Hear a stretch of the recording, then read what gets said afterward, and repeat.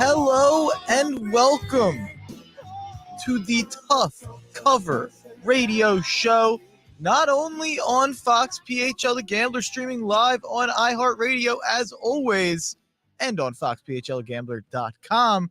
We are also live streaming on Twitter and on the Painted Lines on YouTube. Very excited for as many people as possible to hear the Tough Cover Radio Show, get as many eyes on all the great stuff that the Gambler has to offer. I am your host, as always, Mark Henry Jr. You can follow me at Mark Henry Jr. _. You can follow the Gambler to get involved with the conversation on social media at Fox PHL Gambler. We've got Jeremy Horwath in the studio on the ones and twos with me, my producer. You can follow him on Twitter at jhorwath11. And we've got a lot to talk about today. I mean, I hate to say it, guys, but we don't have that many more college football Saturdays like this, where we have a full slate, 100 games at noon, 1,000,000 games at 3:30, a gazillion games at night. There's so many games to pick from that I've got 8 picks on my board. I had 7 leans that I had to delete off my picks. So we're going to talk a lot about the college football slate today. That's where we're going to get started today. Later on in the show, obviously, as always, we are going to preview the NFL. I think it's a tricky NFL board this week. You got to really sift through some information to find the winners this week. Me and Jeremy are going to try to do that for you guys. And the games that we don't pick, we're going to let you know why we're having trouble with those games. A lot of tricky spots this week. Talk a little basketball. College basketball just started. NBA just started. Marky Pucks also has a couple of hockey picks. He might make an appearance. We'll see if we let him in the studio today. Marky Pucks, he gets a little crazy. So I don't know if we can handle his energy. We'll see if we have the time. Then, of course, as always, it seems we're going to have John Jansen. It's funny I say as always, as if he's a part of the show. But John Jansen, one of our absolute favorite guests. We have him on almost every single week. And at noon, we're bringing him on. I love having him on because you could talk anything with John Jansen. We could talk MLB free agency. We could talk about the NFL. We could talk about college football. We could talk about the NBA. There's so much to talk about right now in the sports world. So much to talk about with John Jansen. We're going to do that to close down the show. And then, as always, we're going to do the Love Me Flexi Fantasy Flex option of the week, as well as our Donkey Brains of the week. We got a packed Tough Cover Radio show coming up, but where we're going to get started is in the world of college football, because I want to get you guys the picks as soon as possible. We got games coming up at noon where I've got 2 picks coming up at noon that I really like. So before we get to the pick segment, as always, we're going to give the top 5 to focus on the college football slate for Saturday.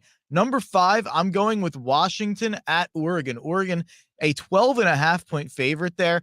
Every time you want to pencil in Oregon into the college football playoff conversation, they seem to let you down. I've been saying that for a couple weeks straight now. I don't know if this is the week that it happens. This game is not on my picks or leans segment, but I will just say I heard something on the drive in. Desmond Howard gave it a shout out. Washington top 10 in almost every passing offense stat that you want to throw out there. Oregon 127th in pass defense. So there's something to be said for the fact that this could be a dangerous matchup for Oregon. Michael Penix Jr. has done some really impressive things for Washington. So not fully putting Oregon on upset alert, but the seat's a little warm. So you can't sleepwalk there in a rivalry game against Washington. Number 4, another game that I don't think a top team can sleepwalk against, Georgia at Mississippi State. Mike Leach has been an incredibly profitable underdog, especially against the spread. Mississippi State, a worse Mississippi State team 2 years ago against a comparable Georgia team, gave Georgia a ton of problems, and we've seen that in the past. Mike Leach gives the top teams, if you're not Alabama, a ton of problems. Alabama seems to just have that air raid figured out. Georgia and Kirby Smart have not had the same success against air raid offenses historically. So I'm not picking Mississippi State. They are one of my leans today at plus 16.5. But if I think Georgia wins the game, obviously. But if you're looking for a potential letdown spot, a potential trip up spot for Georgia, here it is in a sleepy game in Starkville at Mississippi State. Number 3, Kansas State at Baylor. A really important game in the Big 12 if you're talking about, the Big 12 title game and who's going to be that team that faces probably TCU. Who knows? Maybe if I'm wrong on some of my picks, maybe TCU's 12-0 going into that Big 12 title game, and you have to play the ultimate spoiler in that game. That could be the case for whoever wins this game between K-State and Baylor. This could almost end up being a de facto play-in game to the Big 12 championship, depending on what happens today in TCU, Texas, which we'll get to in a minute. At number 2, we've got Alabama at Ole Miss. I know Alabama's 2 losses. People want to write them off. Alabama's lost 2 games by 4 points. They're not as bad as people want to pretend they are. And that's why they're a 12-point favorite on the road in Oxford, in Ole Miss. They're a 12-point favorite, and every square out there is going to look at that and say, Ole Miss is the obvious play. Not so fast, my friend. I'm not picking this game. I'm not even leaning this game, but I do think Alabama wins this game. And who knows? Maybe if LSU loses to Arkansas, maybe if LSU loses to Texas A&M, maybe we're talking about an Alabama team that could sneak and snake their way back into an SEC championship. But it's most likely that that's LSU. But at number 1, the most important game of the day and the number 1 game to focus on is where College Game Day is at in Austin, Texas. It's TCU at Texas. And we're going to get to that game and break it down in just a minute when we get to the pick segment. So I won't say much other than the fact that TCU is number 4 in the college football playoff. They are undefeated. Yet Texas is the one that's favored by a touchdown. We'll get to that in just a minute when we get to the pick segment. So let's start it off. This is going to be our first one on air, Jeremy. By the way, Jeremy, you want to say anything? How you feeling today?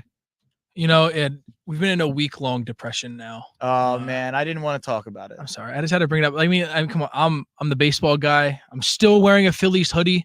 Just been a little bit sad, but other stuff's going on. I'm excited. I'm excited to hear some college football picks. Best way to make us some money. So that is what I am definitely the most excited for right now. Yeah, I mean that's our producer Jeremy. He's the baseball guy that he's focused on the Phils. I move on pretty fast. I was down and out last weekend. I'm heartbroken.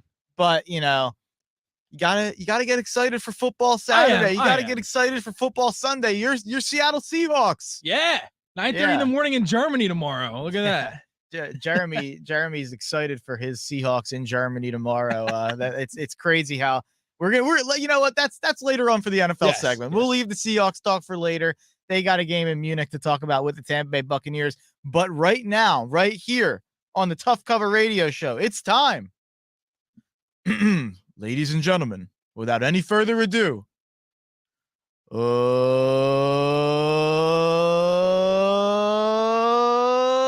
let's get ready to gamble. And we're going to start it out at 12 o'clock. Who would have thought? What's the Paul Rudd meme again, Jeremy? What's the? Oh, it's when they're on Hot Ones and they're like, look at us. Who would have thought? Who'd have thought? Yeah. Who'd have thought? The UConn Huskies. Not me. The UConn Huskies, Connecticut. We're talking about football. We're not talking basketball. We're not talking Danny Hurley. We're talking about Jim Mora Jr. We're talking about the UConn Huskies football program that's been dead for years. UConn is 8-2 against the spread this year. They are the 4th most profitable team in the country. They are 4-1 against the spread in the friendly confines of Connecticut at home. They are 1 win away from making history for their program. They need to win one of their next 2 games for bowl eligibility. It's great to see some of the basketball blue bloods that have been dreadful for years get off the mat and find their way to relevancy on the football field. I get it. Liberty just beat both of BYU and Arkansas. While both teams were trendy preseason playoff picks, they have both disappointed and are not the teams that many thought they'd be. So while they're still impressive wins for Hugh Freeze and Liberty, those victories may be less shiny than they appear. On top of that, this is still the same Liberty team who beat Gardner Webb by just 1 point 3 weeks ago as a 23.5 point favorite. They are only 1-4 against the spread as a favorite this season and 0-3 against the spread as a double-digit favorite. Liberty has also traveled all over the place. They obviously are located in Virginia. They went down to Arkansas. Now they have to go back up to Connecticut for a sleepy noon game against the Connecticut Huskies. UConn is a live dog. They can run the football. They haven't made a bowl or won 3 straight games since 2015. They just may remedy both stats at noon. Shout out to my buddy Luke Carazola on the coaching staff at UConn. Let's go Huskies. Also at 12 o'clock, we've got the Arkansas Razorbacks plus 3.5 versus LSU. This line makes absolutely no sense. LSU just beat Alabama. They are number 7 in the college football playoff rankings. And Arkansas just lost to Liberty? Vegas knows. They're telling you what to bet here. They are begging you to take LSU. I don't often go with this line of thinking, but sometimes you've just got to sniff it out. This is a double jeopardy gambling spot. Arkansas is in a big-time bounce-back spot at home after a very disappointing loss to Liberty. LSU is in a big-time letdown spot on the road after a huge win against Alabama with a looming potential SEC title game against Georgia on the line. And if you break it down, LSU can lose this week and easily still make the SEC championship just by beating UAB and A&M, which they'll be favored to do in both cases. And oh yeah, the other time LSU played at noon this year is when they got blown out at home by Tennessee, 40-13. Even with their struggles, Arkansas has the second best rushing offense in the SEC, which can keep them in games, and it will today. Sam Pittman's been a great against the spread coach as an underdog, 12-6 against the spread, 8-3 against the top 20 against the spread. I'll ride with the Hogs. Woo, pig suey. Wait a second. I forgot I did it, folks. I planned a gimmick and totally forgot. I forgot I was on video here. We've got the Razorback shirt on. I'm repping Musselman for the basketball team. I'm repping Sam Pittman. Let's go Hogs. Arkansas plus 3.5. Let's move on to 3:30, and let's move on to my best bet on the college football slate for Saturday, November 12th. And I'm going with Tulane money line versus UCF. Tulane is the most profitable team in the country against the spread. Tulane is 8-1 against the spread and 6-1 against the spread as a favorite. They cover by a touchdown per game. They've covered 5 straight games, and I'm buying all in on a Tulane Green Wave team that beat a very solid Kansas State squad earlier this season. They have the number 1 defense in the AAC with an offense that has picked up a ton of steam, averaging over 32 points per game in the last 5 games. But the main reason that I like Tulane to win here has to do with UCF. Central Florida is a way different team away from the bounce house in Orlando, as we saw against ECU a few weeks ago. Under Gus Malzahn, UCF is 3-5 against the spread on the road. On top of that, Tulane has been incredibly good at home against the number. Under head coach Willie Fritz since 2016, the Green Wave are 26-11 against the spread at home, which is the best against the spread record in the entire country in that time span. Also, these fans are fired up and angry that College Game Day bypassed them for Austin, Texas. I think we see a raucous environment down there in NOLA. Tulane escapes with an easy, comfortable victory. That is my best bet of the day.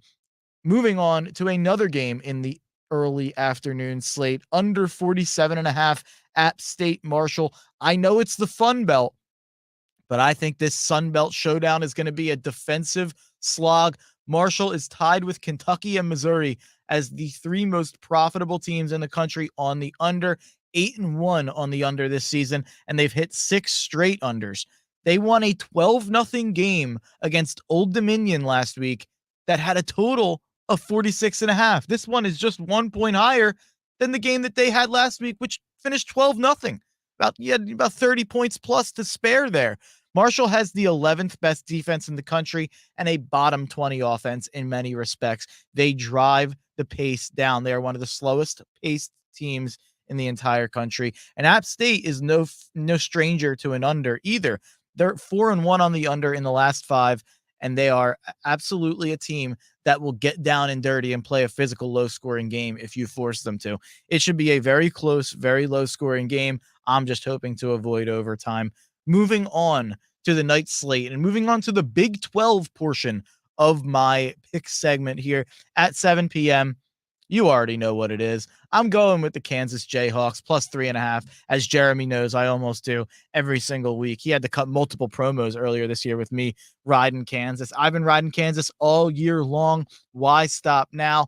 Kansas is 7-1-1 against the spread this year, 4-1-1 as an underdog. Just like UConn, they are another basketball blue blood that has gotten off the mat on the football field. In 7 seasons before Lance Leipold arrived at Kansas, the Jayhawks were 9-60.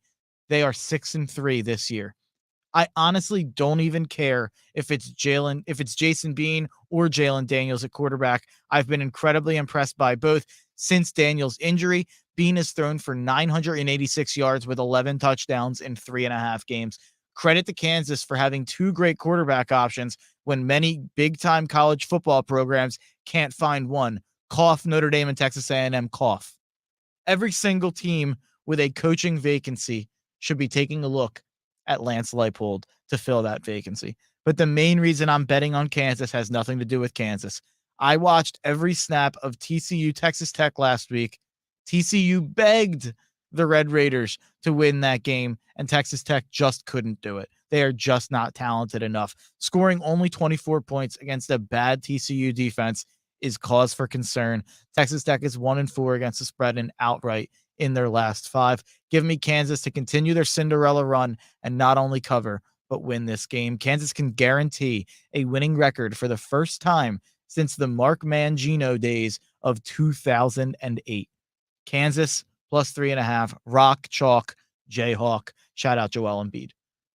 Staying in the Big 12 and staying in the state of Kansas in some respects, I am going with the over at 52 in Kansas State Baylor. Who would have thought that the Dave Aranda Baylor Bears would become an over team?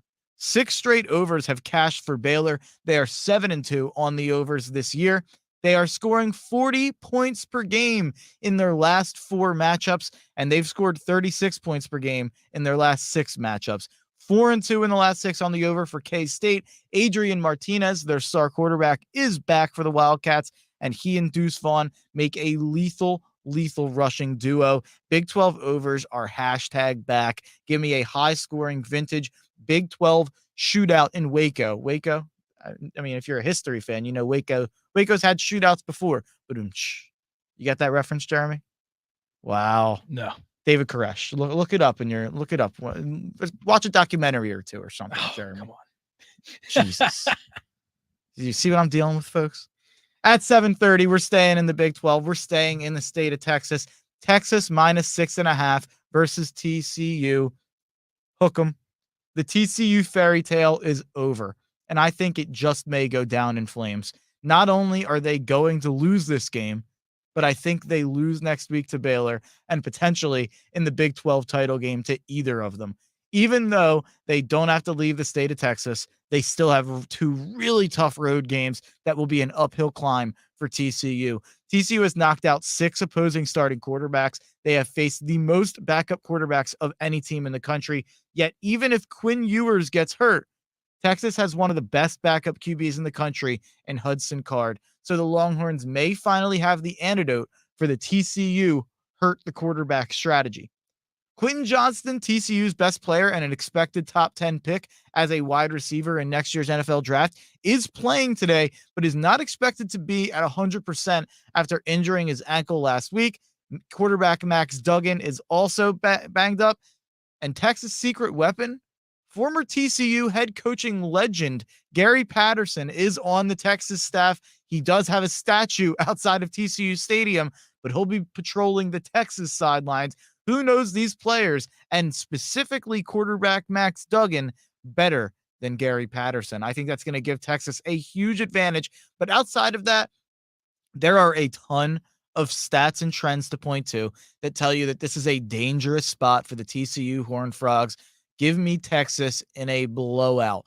Undefeated teams are 5-12 against the spread in the months of November and December when they are a touchdown or more underdog on the road. And from Chris Fallica, the Bear, shout out to the Bear, since 1979, there have been 6 instances of a team with at least 3 losses being favored over a team 9-0 or better in the regular season. None of those 6 favorites were favored by more than a field goal.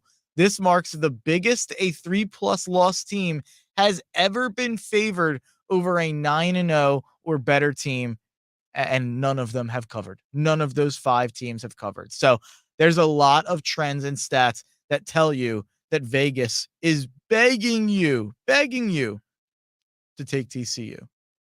Tell Vegas you're too smart. I'm not taking the frogs. I'm not frogging up. I'm horns up. Hook 'em horns. And staying in that game, I also like the over at 64.5. Give me the over 64.5 in TCU, Texas. 3 of the last 4 TCU games have went over. The last 2 Texas games have went over. And not only do we have 2 quarterbacks who have been top 10 in the country this year in Max Duggan and Quinn Ewers, but tremendous weapons on both sides. Both teams come in with tremendous rushers with over 1,000 yards in Kendry Miller and Bijan Robinson. Both teams also come in with explosive options at wide receiver in Quentin Johnston and Xavier Worthy. TCU's totals have come at an average of 70 points. I've been riding TCU's team totals, but I trust the Texas offense to hold up their end of the bargain here. TCU averages 43 points per game, while Texas averages 36 points per game. I expect fireworks in Austin, while Texas ultimately wins by a comfortable margin. So that is going to close out the pick segment. Quick little summary before we go to commercial. We have UConn plus 14.5 for 3 units. We've got Arkansas plus 3.5 for 2 units. We've got the under 47.5 in App State Marshall for 1 unit. We've got Tulane money line for 4 units. We've got Kansas plus 3.5 for 2 units. We've got the over at 52 in K-State Baylor for 2 units. We've got Texas minus 6.5 for 3 units. We've got the over at 64.5 in TCU, Texas for, you guessed it, 2 units. So that is going to do it for our college football segment. On the other side of the break, me and Jeremy are going to give out our NFL picks on a tricky, tough NFL slate. And we're going to let you know where you can find your winners for week 10. Week 10, right? Did I get that right? I believe it is week 10 in the NFL. So keep it locked right here on The Gambler or on the Painted Lines YouTube or on iHeartRadio. A lot of options where you can watch the show, but keep it locked to the Tough Cover Radio Show. Join Bert Starline.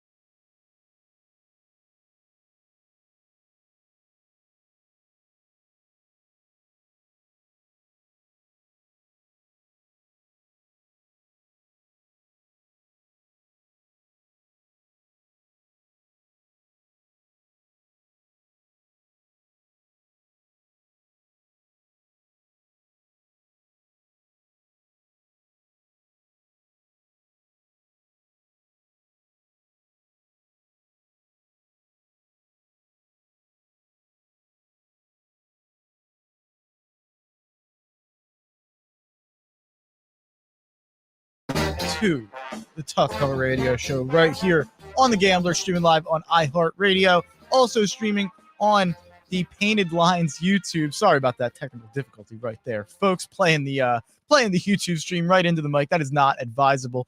Very unprofessional of me. Sorry, apologize about that. But something that's very professional of me is letting you know that I have stunk in the NFL this season.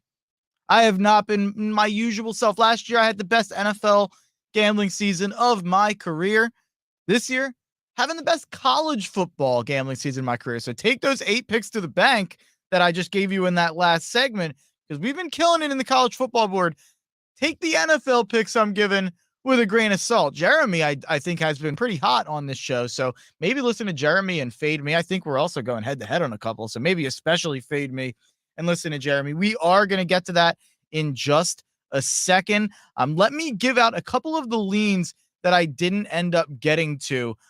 They didn't make the board. They didn't make the picks for the college slate, for the column that I put out over there on Philly Influencer. But here are a couple of the leans that I'm leaning this way, but I didn't have the guts to fully go there. Notre Dame -17.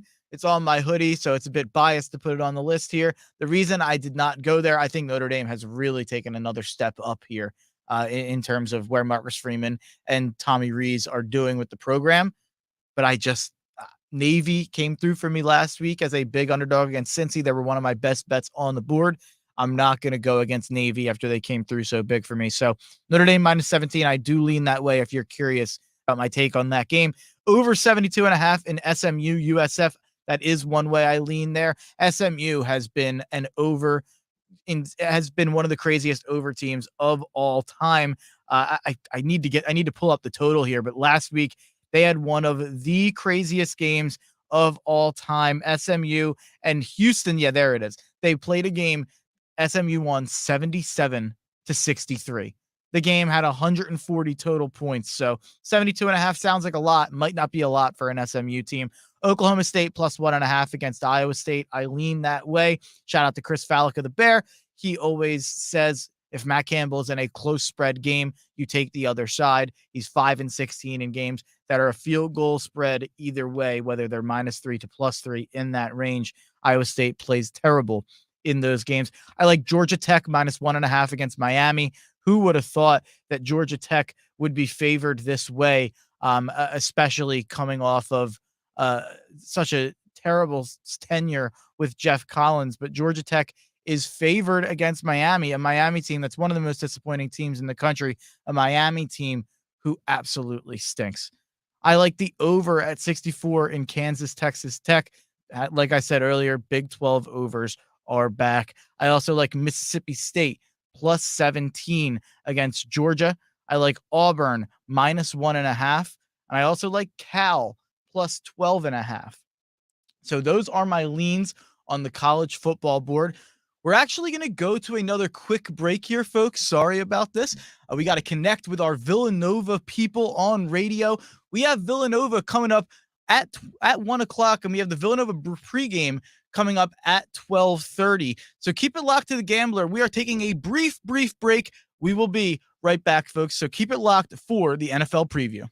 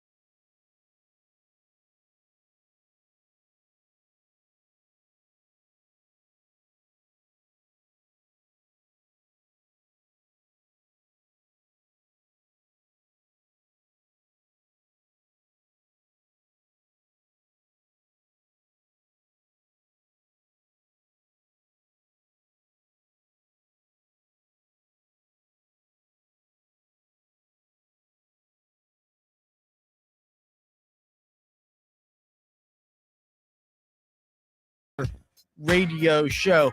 Funny, a little off air, a little inside baseball for you. Jeremy asked, "Hey, are you picking the Dolphins this week?" I was like, yeah, I guess I am. Yeah, they're on the card, and just kind of didn't understand why he asked, and kind of went back to typing some notes down here. Then I hear the intro song. It makes a little bit more sense now. So good work by my producer Jeremy there. Like I said earlier, keep it locked to The Gambler. After this show, we're going up until 12:30. We have the Villanova pregame, John Jansen, Joe Tanzi, 1:00 Villanova game. Definitely keep it locked every week to Villanova. Ryan Fannin, absolute treat to listen to on the broadcast. But right now we are switching it over to the NFL.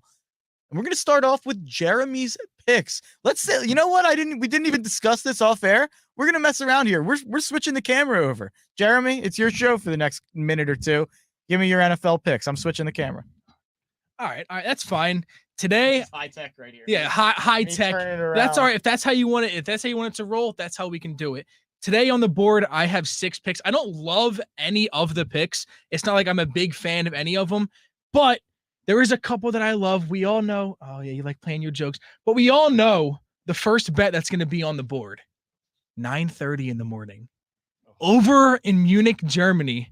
We have the Seahawks versus the Buccaneers. Mark, who's made me the most money this year in the NFL? Geno Smith has done it. The Seattle Seahawks have done it. This offense is actually really, really good. And I have 2 bets on the Seahawks. I'm taking the money line, not even just a spread at 2.5. I'm getting plus 120 for the Seahawks today. I love it. Buccaneers have not been playing well. Brady's been playing okay, but the rest of the team just has not. Their defense has not been what they were supposed to be, and the Seahawks offense has been more than we ever expected them to be. Seahawks money line at plus 120, and the second bet I have on that game, Seahawks team total points is set at 21.5 at plus 100. At plus 100. I'm taking that every game. I don't care what defense the Seattle Seahawks are facing. I'm taking the Seahawks team total over 21.5. I love it. I almost want to parlay it. The man is corrupted by Seattle, folks. I might be, but they've made me some money, and they've just been fun to watch. I truly don't understand why Geno Smith is playing so well, but it works. It's fine. Next game, Broncos versus Titans. Broncos are a bad team. We've had enough slander on the Broncos during this show, Mark, and then they're going up against the Titans. I'm curious. Do you know where I'm going with this at all? You like the Titans. You're a big Titans guy. I'm taking the under in the game. Under, okay. Broncos have not scored much this year. Their offense has not been good, but they've had a good defense. The Titans have only scored when Derrick Henry is playing really well, which he has been all season, and they're still barely hitting 20 points a game. The under is set at 39. I'm getting it at minus 110 odds. I'm just throwing a couple units on it. I don't love the bet, but I need to get like 5 or 6 bets on the board. Tough slate. It is a tough slate. But that's what I'm going to go with for the Broncos versus Titans, under 39. Next game, get the Saints versus Steelers. This is a weird game. You know, we got Andy Dalton going up against Kenny Pickett. But I'm actually going to take the Saints -1. Again, I don't love the bet. Either way, whatever side you're betting on, I'm not going to say, oh, that's a good bet, or hey, that's a bad bet. It's just a pick'em game. I wanted to throw one out there. I took it at -1. They got -110 odds. It's fine. Don't love it. Again, just a couple units on there. Fifth bet of the day, the Lions versus Bears. Again, 2 offenses. They're actually starting to score a lot of points. Justin Fields is starting to play a lot better. The Lions are getting their guys. They've had their guys back, but they're still scoring a lot of points. I was looking at the over. It's a little high. I think it was at 48.5 last time I looked. I'm still thinking about putting the over in, but the Lions are coming off a huge win. Again, the Packers aren't a great team, but the fact that the Lions beat the Packers, and they're saying that in a sentence in this year, I think the Lions are going to come in to Chicago and be able to get not even just the spread. I think they can get a win over Chicago. Chicago's not a great team. Just Fields has been playing well. I think that'll still hold up for Fields. I think that's going to be high scoring. I'm taking the Detroit Lions money line at +130. It's good odds. I like it. Again, don't love the bet, but had to get a few more bets on there. Last one of the day, it's a homer pick. Eagles Monday night prime time going up against the Washington Commanders and Taylor Heineke. I wanted to take the over, but I don't trust Washington at all. And last week we had a conversation about, it was the Chiefs game. I forget who they were playing in their primetime game. It's missing me. I bet the over, it didn't hit, and you were like, do you know what the right bet is? It didn't hit. It didn't hit, but yeah. But it stayed in my head. Yeah. Just the Chiefs team total. I've bet on the Eagles team total a couple times. Set at 27.5. I think they can score 27.5 more points against the Washington Commanders. So those are my 6 bets. That's at minus 105. Favorite bet though is just the both Seahawks picks. And that's me. I know I've bet on them a lot, but they have done really well this year. They've been covering this, but they've been doing everything right. I think that's going to continue over in Germany tomorrow morning. I will be waking up for it, watching at 9:30 in the morning. I don't care. Seahawks are my second top team now. I guess you could say that. But running over my last 6 picks, Seahawks money line, Seahawks over 21.5, Broncos and Titans under 39, the Saints spread at -1, the Lions money line, and the Eagles over 27.5 points. All right, we're switching the camera. Switching it back over to Good Mark. job, Jeremy. Getting way too close. I know. I got a face for radio, literally. That was a dad joke. There it is. If I ever heard one right there. I just watched myself switch the camera on stream. Jesus, we got a high-tech production going on here, folks. At 1 o'clock, no, I'm not gonna Michael Buffer twice. One Michael Buffer is good enough. I don't want my voice gone by the end of this show. At 1 o'clock, I'm starting in a game that Jeremy mentioned. I don't have a pick on the Munich game. If I was to make a pick, it would be Bucks -2.5. I do think that the Bucks defense is really good, and they showed that last week against the Rams. They kind of got off the mat. Brady 1-0 after the divorce. You know, divorced people like to go on vacations. He's going over to Germany. Who knows? You know, I'm sure that he might have too much fun in Germany now. There's been allegations of NBA guys getting some blood spinning done in Germany, getting maybe some injections done in Germany. I'm sure Tom Brady, he's having a good time in Germany. That's all I'm going to say. So if I'm going anywhere with that pick, I am going to the Bucks, but staying away from the early game. I'm going to take a look at the Chicago Bears Detroit Lions game. I've got 2 picks on this game. I've got the Bears -2.5 facing the Lions. Justin Fields has taken a huge step, and I'm backing him to continue that progress here. Jared Goff is 0-10-1 straight up on the road in his last 11 starts, losing by 13 points per game in those starts. Goff has only played 2 games with the Lions off of a straight up win. How crazy is that stat right there? I think he missed a couple games last year after a win or 2, but he's played 2 games with the Lions off of a straight up win. They're 0-2 in those games. This is only the 3rd time Justin Fields has been favored in a game. He's 2-0 in those games. Give me the Bears -2.5 against the Lions. And then sticking in that game, I like the over at 48.5 in Lions Bears. These might be the 2 worst defenses in football. Both defenses rank bottom 6 in rushing and defense and passing defensive DVOA. The Bears have become an overs team, whether that be because of Justin Fields taking a step or because of their defense being dreadful. Who cares? Bet it the same. Bears are averaging over 31 points per game in their last 3 games. The Bears have cashed 4 straight overs and have hit 5 of their last 6 overs. The Lions are also 5-3 on the over this year. These are 2 over teams. Who would have thought? Lions and Bears. Paul Rudd meme again. Moving on to the next game. I've got the ugliest, crappiest games on my slate this week. I've got the under 41 in Texans Giants. I saw this stat this week. I couldn't believe it. I saw it from Joe Osborne on Twitter. Great gambling follow, and it kind of made me dig into the game a little bit more. 15-1 on the under in the last 16 Giants home games in the dump that is MetLife Stadium. Went to WrestleMania 35. I'm allowed to say it. It was a disaster. That stadium stinks. But it's 15-1 on the under in that dump of a stadium in the last 16 Giants home games, going under by over 9 points per game. Daniel Jones home unders are 17-6. Neither of the Texans or Giants offenses scare you. They're both bottom 4 in yards per pass. The Giants defense has been great on 3rd down and in the red zone. Give me the under here, Texans Giants. Another game where me and Jeremy disagreed. I had the Bears, he had the Lions, he had the Saints. I have the Steelers at +1.5. The Saints are 0-3 outright and against the spread on the road. Since 2018, Andy Dalton has been favored on the road 5 times. He's 1-4 in those 5 games against the spread. Mike Tomlin is 14-6 off of a bye. In his 6 home games off of a bye, he is 5-1 against the spread and outright. He has won his last 5 games off of a bye. Tomlin is 16-3-3 against the spread as a home dog, which is the best in the NFL over the last 20 years. Give me the Steelers to get back on track. Give me Kenny Pickett over Andy Dalton. Steelers plus 1.5. At 1 o'clock, I also like the Dolphins minus 3.5. They let me down. I bet them minus 3.5. They did not cover, but they did win by 3. And there are some good stats for Tua. Tua is 10-4 against the spread at home in his career. He's undefeated outright this season. And the Browns are 1-6 against the spread in their last 7 games following a win under Kevin Stefanski. So give me the Miami Dolphins minus 3.5 in that game. We're skipping the afternoon slate. We're skipping the 4 o'clock games. Let's go to Sunday Night Football. We're going to talk about the over 45 Chargers 49ers as John Jansen walks on screen here. We've got the over in Chargers 49ers. We'll get to you in just a second, John Jansen. Oh, no. We'll get to you in just a second.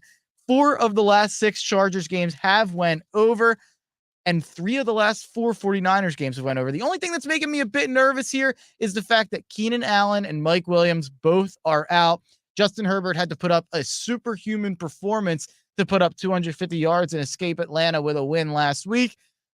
I like the over here. Maybe you take a look at the 49ers team total over. I think the 49ers have one of the most explosive offenses in the entire NFL. And then my last pick on the slate, Monday Night Football, Jalen Hurts, anytime touchdown scorer, still around plus 105. Hasn't hit for a couple weeks now, but if you look at his career, still the smart bet every single time that they set that at plus money because of the implied probability there. So give me Jalen Hurts, anytime touchdown scorer. I do like Jeremy's bet of the team total over in that game. I would take a look at that. So let's talk about a couple of the games that neither of us got to in terms of our picks on the board. So I'm looking. We've got Minnesota Buffalo. That game's obviously a little bit weird. You got Josh Allen probably out. He's listed as questionable right now. Buffalo 3.5 point favorite there, even with Case Keenum. By the way, revenge game for Case Keenum coming back to play against the Minnesota Vikings. You find a way to get a revenge game out of any game that you watch, Mark. I love revenge games. Revenge games are one of my favorite storylines. There's a lot of there's a couple more on my radar today, but you'll hear in just a second. We've got another interesting one on that most people wouldn't think of. But revenge game here for Case Keenum.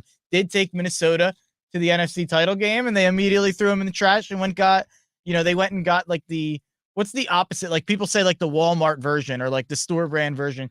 They got like the Dior version of Case Keenum. Like they were like, we're getting the best version of Case Keenum. We're getting Kirk Cousins. Like the name brand. They got like the name brand version. They upgraded from that was a bad analogy by me. Sorry, folks. Next game, we've got Jags Chiefs. The Jags are in Arrowhead. The Chiefs are a 9.5 point favorite there. Chiefs are weird. They don't cover these big spreads that often. And they've also become a little bit of an unders team as opposed to an overs team. While the Chiefs offense has still been great, and while Mahomes is an MVP candidate, those 60-yard Tyreek Hill bombs have turned into a bit more methodical of drives, a 15-yarder, a 10-yarder, a 20-yarder, and it takes up a little bit more time than they used to have these huge 60-yard touchdowns, it seemed like, per quarter. So now that you don't have that, the over is not as safe of a bet weekly with the Kansas City Chiefs. Another revenge game here at 4:05. The Indianapolis Colts at the Las Vegas Raiders. Revenge for the Colts against Josh McDaniels. Josh McDaniels took the Colts job and then an hour later called back and was like, never mind. And maybe that was a blessing in disguise for the Colts. But the Colts did hire Frank Reich, who obviously is now fired. And the Colts are the biggest dumpster fire right now in the NFL. And something tells me we might get to the Indianapolis Colts when we talk about the donkey brains of the week later. So a little teaser there for you. And a game I'm surprised neither of us had on the board. At 4:25, the Dallas Cowboys at the Green Bay Packers. That's America's game of the week, I'm assuming, right there. I'm assuming you're getting Greg Olsen and Kevin Burkhardt on that game, by the way. Great announcing duo. Very underrated. Second only to Romo and Nance. That was said to see if I got a rise out of John Jansen over there. Didn't get one. But the Cowboys are a 4.5 point favorite in that game. I lean Cowboys here. I really want to put the Cowboys on the card. But something tells me this is a trap spot for them. Something tells me their offense is going to have a letdown spot. The Packers defense is still pretty good. The Packers really outplayed the Lions last week, but Aaron Rodgers threw 3 terrible interceptions, all in or around the end zone, which You do that, it's going to be hard to win a football game. And then the last game that we didn't hit on, that neither of us had on our board, is the Arizona Cardinals at the LA Rams. We might be getting a little John Wolford action here for the Rams. Might be a little bit of backup quarterback magic going on, which honestly, the way Matthew Stafford's playing might be a good thing for the Rams. Honestly, Stafford's been dreadful. And this is actually, you know what? I'm going to take this time. I don't want to talk about Cardinals Rams. So I'm going to take this time. We're talking about Stafford and the Rams. I'm going to use it to talk about Josh Allen and the Bills. People are just talking about this Josh Allen injury as if it's a 1 week thing, or as if Josh Allen is going to be fine after sitting out a couple games. I think we're seeing right now with Matthew Stafford, these elbow injuries, these arm injuries, when you're a quarterback who's chucking it all over the field, this is a lingering problem. This is an issue. I don't think Josh Allen is going to be peak MVP Josh Allen for the rest of the year. I think we're going to see a quarterback who doesn't have his full NFL best of all time arm potentially that Josh Allen has. I think that you have to say, with the injury Josh Allen has right now, and the fact that I know Jeremy tweeted this out, or liked the tweet. I saw it this week on Twitter. Mahomes has won 23 straight in November and December. I think you have to give the nod right now to Mahomes and say he's probably going to get the 1 seed, and they're probably going to win the AFC. I think the balance of power really has shifted with that Josh Allen injury. And all that's to say, we might get John Wolford because Matthew Stafford's hurt. So that might be a benefit for the Rams. If I'm leaning anyway in that game, I'm still leaning Rams. Rams have won 11 of 12 against the Cardinals. So it definitely going to be an interesting game to watch for, and kind of a loser leaves town matchup. Like, Edge versus Matt Hardy, 2006, 5, whenever that was on Raw. I was born in 02. I was born in 02. So. That's no. By the way, what I did want to say, by the way, is that you were talking about Cardinals Rams. After Buda Baker's speech, I'm all in on the Cardinals. He's out. Oh, no. But did you see his speech? Yeah, he's out. I don't care. I'm in. I feel that, if anything, though, that speech shows that he knows that the rest of the team doesn't have that dog mentality. Yeah, as definitely. Nick Sirianni would say. And now the guy with dog mentality's out. Yeah. I feel like it's a bad thing. That speech was incredible, though. Great speech. I was locked in. Jamal Williams gave a great speech in Hard Knocks. Hasn't worked out for the Lions either. Good point. So maybe speeches are overrated. maybe that's my take. And you know what? Jeff Saturday gave a speech everyone's freaking out about. Maybe speeches are overrated. Speeches are overrated. That's the official take of the Tough Cover Radio Show. And the official break of the Tough Cover Radio Show. Great segue there by me. We're going to break here. Keep it locked to the Tough Cover Radio Show right here, streaming live on Twitter and YouTube on the Painted Lines, and on Fox Sports The Gambler on iHeartRadio. Keep it locked. It's never too early for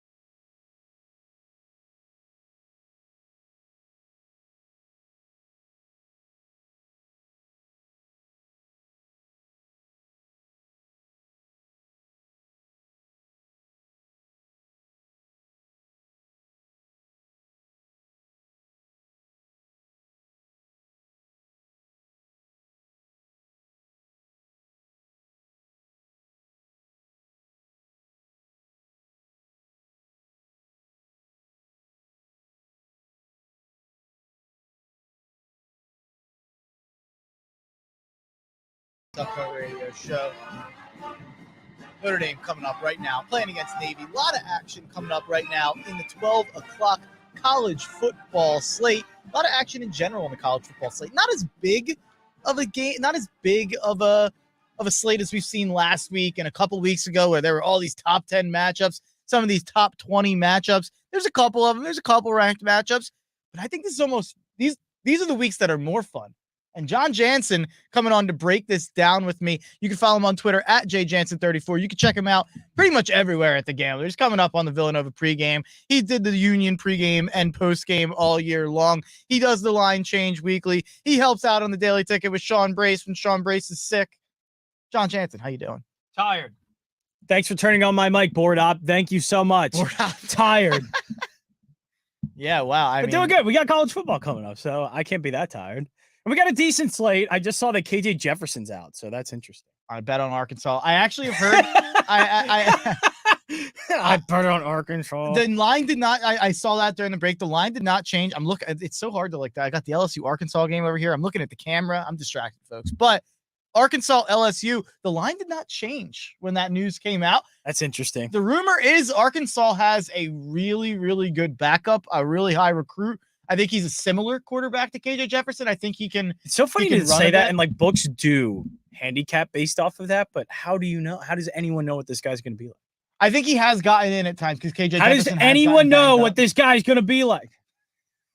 No, I don't know. It's LSU's playing really well, and you have a backup quarterback. Like I think it would still move the line at some point, but I think the books are dead set on this is a trap game sort of feel. And I'm not that, me. I usually fight back against the trap game and the letdown spot. I think this is a trap game and a letdown spot, and it's a bounce back game for Arkansas, letdown spot for LSU.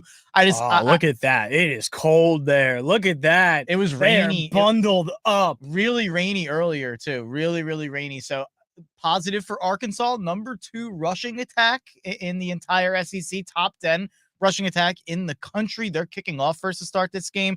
Pitt already scored against Virginia. They're up 7-0. You've got UConn already in the Liberty red zone. By the way, bet UConn plus 14.5. John Jansen, I think they're a live dog. I think they can win the game. What's your favorite bet of the day in the college football slate? Maybe one that hasn't started yet. Maybe Penn State taking on Maryland. Penn State does this really cool thing when they don't take on Ohio State or Michigan. They beat up on the rest of the Big Ten and beat up on them very badly. So I think Penn State's going to put up a lot of points. I know there's some concern of rain. There's been a lot of rain in Happy Valley, but that's perfect weather for Penn State, actually, because Maryland's more of a passing team. They could barely pass last game when there were some weather issues against Wisconsin. So I think Penn State's going to put it on, and this could easily be another 45-17 type game. I think it's going to be a blowout. Penn State's running game is really good, and they should have no problem with another middling Big Ten team. Yeah, I definitely would lean that way. I think Maryland, you have that 6-3 record that people are going to look at and say, oh, Maryland really taking a step forward. They're Maryland. Big and Ten's Penn State has a history of beating Maryland very, very bad. I remember a couple years ago, there was a Thursday night or a Friday night game. It was a close spread. People were expecting a close game, and then Penn State blew the I'm pretty sure I was doors living off in of them. Maryland at the time. And It was in Maryland. They I were think. playing well because they almost beat Ohio State that year. Mm-hmm. And Anthony McFarland was on that team, and they just got blown out. Yeah, it was one of those games that people were like, "Oh, watch out for Maryland. They're going to upset Penn State." I think Maryland was close to being ranked or was ranked at that time. I forget, but I know they were doing well. And we thought, all right, Maryland, watch out for that team, and Penn State beat them. And speaking of ranked games here, the biggest game of the night is TCU at Texas. Really, really strange line. Just like we were saying with LSU Arkansas, very strange line in LSU Arkansas, and even stranger line with TCU at Texas. Texas is a 6.5-point favorite. But I think if you've been paying attention to this TCU run, you've seen some of the luck that TCU has had in knocking out starting quarterbacks. You've seen some of the, Texas Tech basically gave that game to TCU last week. And a lot of that's happened a lot in these TCU games. And when Texas is on, I think Texas is one of the 10 to 15 best teams in the country. Where do you line up on this game? Texas, should they be this heavy of a favorite? It's going to be tough to say because TCU is resilient and they do have talent, so they can battle back with Sonny Dykes' offense that is meant to score and score a lot of points. But I could easily see Texas getting out to a huge lead to start. They're at home. They're going to be juiced up against the top 4 team. We already saw that against Alabama. And Texas at times, with Quinn Ewers and that offense and Bijan Robinson, they're explosive. So I think they get out. This could easily be like a 14-0, 21-0 game early on. And everybody's like, whoa, what's going on here? Texas was a 7.5 point favorite, but did we really expect them to be beating TCU that bad early on? All of that's going to happen, but I think TCU will make a game out of it. It's just that can they get in it enough to cover that 7.5? And as of right now, I'd say no. I think Texas is going to play pretty well early on and be able to keep that lead in the second half. And TCU really they have kind of gotten lucky with quarterback injuries that have happened, but I don't think that's going to happen here. Give me Texas. I think Texas is going to do well this game. By the way, even if it does, Hudson Card, one of the best backup quarterbacks in the country, probably. Obviously, yeah. Give him a lot of. If we do the same thing with Jalen Hurts staying there and being able to, Hudson Card was the starting quarterback there, lost his job to a freshman, really, and still been able to come in, be very professional for them. He's been great when coming in and even improved in some ways. So yeah, I've been impressed with him, and I like to give him a lot of credit because he didn't just bail out on Texas. He stayed there, got some good playing time, and actually put some decent tape on the field. Yeah, for sure. Hudson Card, probably one of the 50 best quarterbacks in the country. It's just a shame that he plays in Texas. Yeah. And you obviously have the fun situation coming up where Quinn Ewers, his job might not even be safe next year. You got Arch Manning coming into town. Who knows what happens? Maybe Quinn Ewers goes and wins the Big 12. He might lose his job still. So going to be a fun kind of offseason to watch with Texas. But let's move over to the NFL board. Me and Jeremy, we kind of went head to head on two games. So I'll give you two crap games off the top of before we get to the good ones. Jeremy had the Saints. I had the Steelers in that Saints-Steelers matchup. Lord. Jeremy had the Lions. I had the Bears as Arkansas. Jane Daniels just threw a pick. Yeah, that was an ugly interception there. But Jeremy had the Lions. I have the Bears. So Lions, Bears. Can we talk Saints, about good Steelers. Football games, please? Oh. Jeez. You don't want to talk about the Chicago Bears. Justin Fields. No, I will say that's an interesting game, and it could be a very fun, almost like the Falcons and Carolina Panthers were in the first matchup, not the Thursday night. Yeah. But that was just bonkers offense, 30 points each. That's some good offense. There's some really good skill players in Detroit that were hurt for most of the year, but when DeAndre Swift and Amon-Ra St. Brown are healthy, that's a very good offense. And then also we have Justin Fields, who is playing like one of the best quarterbacks of the 2021 draft class, so they're not better than Trevor Lawrence, which some people are saying. But Justin Fields is that good. That's a tough game. I would lean Chicago. I think they're going to have a lot more trouble with Fields as a runner than most teams have. They're not fast up front. It's something that I saw even in the Eagles game when they played him early on in the season. They have decent pass rushers. None of them are speed rushers, though. They're like slower, bigger guys that play good on technique, like Hutchinson. None of them are quick. They're going to give up a lot of yards to Fields. I don't think Fields is going to be breaking a record again like he did last week, but he could be pretty darn close. And I think that's going to be the difference in that game. So I do like Chicago there. I like the over there as well. I for like sure. The Bears and the over in that game. Nothing on Saints Steelers. Break the tie. Me and Jeremy. Jeremy's on this. Steelers. Yeah. Just to ride against Jeremy, right? Yeah, he just likes picking against me. That's all it is. Well, no, at least Mike Tomlin's a good coach, and Pittsburgh. I don't know. Pittsburgh's not horrendous. Pittsburgh's always just going to be quarterback play. You know, what is Kenny Pickett going to be looking like that game? Is he going to make the back-breaking mistakes that all rookies do? Now, if that doesn't happen in this game, which maybe it doesn't because the Saints defense isn't any good. So maybe Pittsburgh does put together enough offense to win that game, but I hate it either way. TJ Watt is coming back in that game. A big boost for the Steelers defense. Let's talk. Speaking of proving Jeremy wrong, we have not proven Jeremy wrong much when talking about the Seattle Seahawks. The Seattle Seahawks go to Munich, Germany tomorrow to play against the Tampa Bay Buccaneers. Game's at 9:30 Bucks, 2.5 point favorite in that game. I stayed away. Jeremy likes the Seahawks money line and the team total over. Where are you looking at in that game? Oh, I'm really dumb for this, but the three teams that we thought were going to be great this season in the NFC have been bad. And they're all in interesting spots. So we have this game, Tampa Bay and Seattle. We have Green Bay against the Cowboys and the Rams against the Cardinals. And one of these teams are going to win. One of these teams are going to get back on track. I don't think all three are that horrendous. They've actually been getting good quarterback play from Tom Brady. It's not like it's a complete disaster in the same way that Matthew Stafford has been and Aaron Rodgers has been. I think Brady's been good. The help around him just needs to play better. Now, their offensive line is going to get better. I think their wide receiver play is going to, though. Mike Evans is uncharacteristically dropped a ton of deep balls, which is just so weird to think about. But I think as they somewhat get healthier and the season does go along, and the fact that they're still in their division while Packers seem out of it, the Rams are going to, I mean, I know that division is somewhat close, but with the way Seattle's going and San Francisco potentially on a run here, that they're going to fall out of this thing quickly, and they're going to be more where the Cardinals are instead of where the Seahawks are. So I think Tampa Bay at least has a quarterback playing well. And if your quarterback is playing well and his name is Tom Brady, I'm going to give that team a chance to get back on track. I think at some point you're gonna meet the crossroads here of where Tampa Bay is not playing well, but they're going to see some positive regression, and Seattle's playing maybe too good, better than their roster says they should be, and you see some regression from them. And it's going to meet in the middle somewhere. I think that could be this game. I think Tom Brady in that game-winning drive, it was an ugly game. I'm not going to say things look that much better, but at least that proved to me, again, what I've been thinking all along, that team isn't falling apart. It's just some things here and there that aren't working. But I do know the best part of that team is working in Tom Brady. I think he's playing well enough.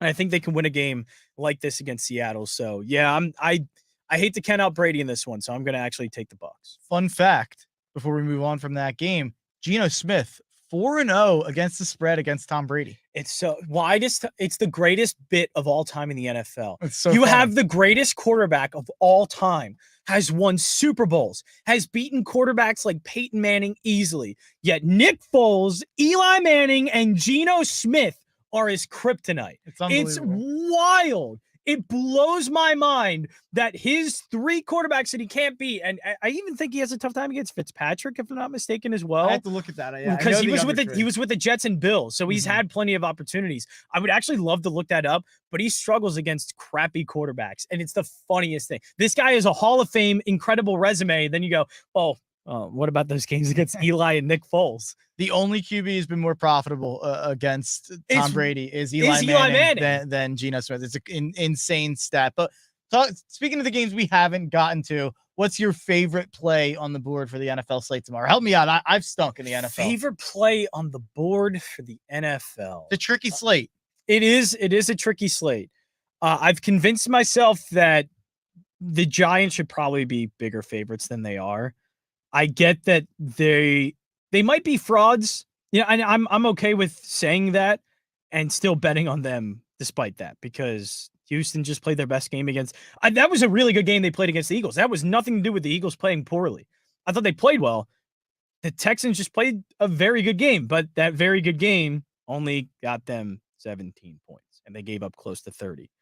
They're a very bad team. I think the Giants, especially because Saquon Barkley's as good as he is, he could just win this game by himself. And we already know Houston struggles to tackle defensively. So, yeah, I like the Giants laying 4.5. I know that's a little scary, but I like that. And other than that, maybe the Cowboys laying 4. And the Bills laying 3.5, even with Case Keenum. Case Keenum revenge game. It's a Case Keenum revenge game, but has Minnesota been that good?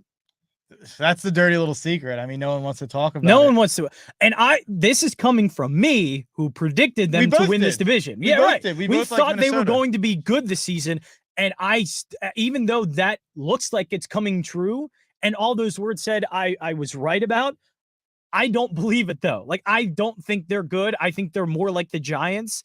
And Buffalo, even with Case Keenum, Josh Allen is that offense. Like, I know he's 100% that offense. It's going to look different, but they're still talented enough that even Case Keenum can work with those wide receivers in a way. They should be able to score enough points to not only win, but cover that 3.5.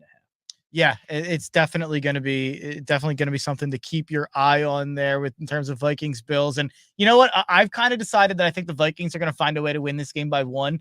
We're going to be like, yeah, but the Bills didn't have Josh Allen. It's just going to continue this Vikings winning. That's exactly what I was about to say. Turn the mics on! I actually missed the button. That was actually horrible. But what was... a board app that can't turn a mic on. Are you kidding me? It's dead. They are cousins, folks. But look, no, I'm his uncle. Uncle, that makes it not even worse for you. Why'd you even fix that? It's worse for you. Regardless, the same thing that's happened with the Vikings is the same thing that everyone's been saying about the Eagles about how easy their schedule's been. And now if the Vikings beat the Bills, and be like, oh, but they beat them with Case Keenum. Just like how they say the Eagles beat the Cowboys, but with Cooper Rush. The difference is The difference is the Eagles are crushing teams. And the difference is the Eagles I crushed the agree with Vikings. you, and that's exactly specifically. exactly what I was gonna say. Okay, Yeah, so I do think that they should have probably where lost this is against leading. Washington. They should have lost against I Detroit. agree. Like these games, they should have lost. Yeah, and it's like one quick thing before I get to the Love Me Flexi and Donkey Brains and send us out of here. I will just say the Minnesota Vikings, I predicted we would look at this team and they'd be like 10-1 or 11-2 and be like, how the heck we get here? Similarly to how they got there with the Arizona Cardinals last year. That's exactly what's happening. I was dead on the Minnesota Vikings this year. And even like Jansen said, I was in on them and I'm doubting them even still. So a lot of doubt there coming with the Vikings. So let's start with the Donkey Brains of the week. How do we know you're not a donkey brain man? How do we know you're not a donkey brain man? We know when you don't come to the media and say, I'm happy he doesn't have head coaching experience. That way he won't be scared to trust analytics and actually have informed decisions. Jim Irsay, you are a drunk moron for hiring Jeff Saturday. It's absolutely ridiculous. You had a couple weeks of good faith because you came out and spoke out against Dan Snyder, and you ruined it by turning your organization into a dumpster fire. Hey, the reason you're not winning is because you don't have a quarterback. The reason you don't have a quarterback is because Chris Ballard has continually tried to put a Band-Aid on a gaping wound that needs stitches. He needs surgery. Get a young quarterback. Draft a young quarterback. Stop getting Phillip Rivers. Stop getting Matt Ryan. These old men, they can't move. It's a joke. The Colts have wasted good rosters with bad QB play. Chris Ballard should be to blame, not Frank Reich, and certainly isn't going to be fixed by a center who's never coached coming in to coach in the NFL. Jim Irsay, you have donkey brains. How do we know you're not a donkey brain man? And let's close it down real fast here with the Love Me Flexi start of the week. Oh